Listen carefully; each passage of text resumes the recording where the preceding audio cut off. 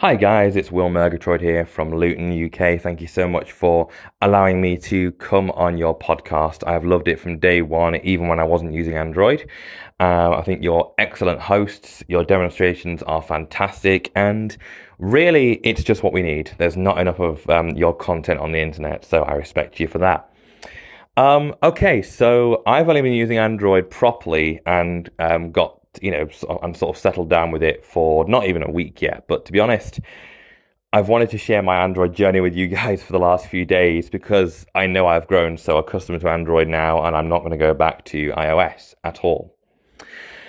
So, my Android journey sort of began in 2016. It was sort of mid to late 2016, and I don't know why this was, whether it was just out of curiosity or what it was, but I'd been using iPhones for about 5 years. I got my first iPhone in 2012. It was the iPhone 3GS, but prior to that, I'd been using my mum's 3GS, and I'd grown accustomed to the iPhone. I was familiar with VoiceOver, and I was quite content. However, um, in sort of September, October of 2016, I asked my living skills teacher in secondary slash high school whether I could have a little go on her Android phone. And she said yes, it was a Samsung, but I'm not too sure which one it was. And it must have gone well because she then said, well, why don't you ask some students, because there were some Android using students in the school. Why don't you ask some students if you can have a little play with theirs and try and familiarize yourself with talkback and stuff, which of course wasn't as responsive, wasn't as great as it is now. I'm very impressed with how Google have worked hard to improve talkback over the last couple of years, particularly with the updates involved from Android 11 with the multi-finger gestures, which I think, and it has been mentioned before on the podcast, but I agree, should have been added years and years ago. But I'm glad they're there now. Anyway, I didn't, um, I didn't ask any students if I could have a little go on their phones. I was very impulsive and still am to this day. And I actually, in the October half term, I asked or persuaded my mum to take me to the O2 shop. O2, for those who aren't aware, is a network, mobile network over here in the UK. In our local town, she took me to the O2 shop, and I don't even think I even had to go on the phones in there. It was just a case of, okay, I want to switch from iOS to Android. Which one is the best for me? Or the best phone out there at the moment, I should say. And we ended up buying the Sony Ericsson Xperia XA Ultra, which, to be honest, was a struggle. I hadn't had, as I say, I'd only had like a 2 minute play around on my teacher's phone. There was no, I hadn't done what I have done now with with my current phone, the Pixel 6. I hadn't sat there and customized it and made sure it was how I wanted it, talkback wise. um so the phone was quite a struggle for me. I had it for 3 days, about 3 days. Even doing something as simple as answering a call was impossible. Texting on it was impossible. I was using the single tap keyboard at the time, and I wasn't used to it. I didn't know you could change in the talkback settings the typing preference as I have done now, because I'd still struggle a little bit with the single tap keyboard. Um, and so I ran back to the phone shop with mom 3 days later, and we bought the iPhone 3, not 3GS, we bought the iPhone 5S. I'm not that old school. We bought the iPhone 5S for me, I believe it was.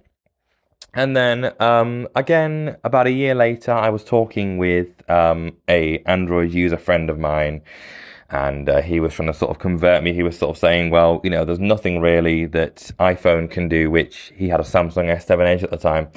There's nothing really that iPhone can do, which Samsung can't, and coincidentally, actually, fast forwarding a few months to February 2018, I had been badgering my mum for an Android phone. And bear in mind, I'd only got my iPhone 6S, I think it was. It was about 4 months earlier. I am terrible with phones. Um, I only got that about 4 months earlier. And of course, mum was like, no, you're not going to have a new phone already. Coincidentally, and mum to this day still believes it was on purpose, but I'm telling you it wasn't. My phone went missing in the cinema. 1 minute it was in my pocket, next minute we leave the film, and it wasn't. So we went to the phone shop the next day, and of course, I chose an Android phone. I got the Samsung Galaxy A5 2017 edition. And it was actually surprising. I was using obviously Samsung's voice assistant screen reader at the time. Samsung and Google hadn't collaborated to create Samsung's TalkBack, which I understand has caused a few problems with me as well. But I'll come on to that. And it was quite straightforward. It was quite easy to adapt to. And I had that thing actually I had it for a good few months actually before it broke. It would fail to charge, telling me that moisture had been detected in the charging socket. So I then ran back again to the iPhone, and I guess to cut a long story short, over the years I've gone Android iPhone, Android iPhone, Android iPhone, and I've never really quite. So I've bought phones from Amazon without much thought. I bought the Samsung Galaxy S7 Edge, didn't get on with that. I bought the Samsung Galaxy A22, didn't get on with that. The Samsung Galaxy A13, didn't get on with that. So I guess for the most part, I was using the iPhone. And recently, I really, really got into the Blind Android Users podcast. And also, bearing in mind my iPhone 13 mini, it was. The battery on it was pretty awful. And I was just, reaching the end of my tether, and I was like, do you know what? I need a new phone. And the Pixels had, you guys and Live Accessible have been singing the praises of the Pixel phones for ages. And I thought, do you know what? Because I was going to get myself a Samsung phone, the Samsung M13, I think I had my eyes on. But I got myself the Pixel 6, and when I first, and you know what? When I first turned it on last Tuesday, which will probably be a few weeks if you decide to put my Android journey on your podcast, it'll be a few weeks ago. But when I first turned it on, I was so impressed with how responsive TalkBack was. I was like, wow. Oh yes. There were I set it up and started to use it, and there were a few problems. And for a time, I went back, for like 24 hours, I went back to my iPhone 13 mini. And then I thought, a couple of days later, I thought, do you know what? I'm going to give it one more try. I've paid all this money for it. I'm going to give it one more try. And I'm happy that I did. I have now sold my iPhone 13 mini. I am very impressed with how responsive TalkBack is. I'm loving the multi-finger gestures. I'm loving the fact that Android is so. I know everyone says it, of course, but I'm loving the fact that Android is so customizable. I've customized my own ringtones and notification sounds for different people. And that's what I love about Pixel, is that you have there's an easy way to do that. Whereas on Apple, of course, you have to use GarageBand, and from experience, I know it can be done, but from experience, it's not the most accessible for me, at least. And yeah, I just love Android. I don't think I'm gonna get rid of this phone for many years. And yeah, and you've got to be fair to both platforms, guys. I think there are some advantages to iOS and there are some advantages to Android.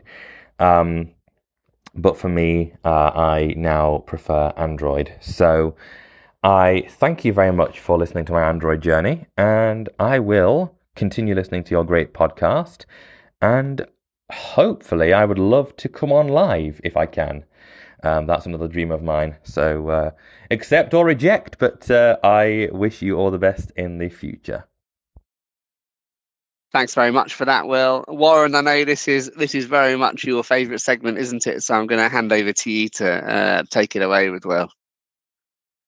It is my most favorite part of this episode. And Will, I don't know where you found us, but you've been listening to us. And thank you so much for You actually are coming.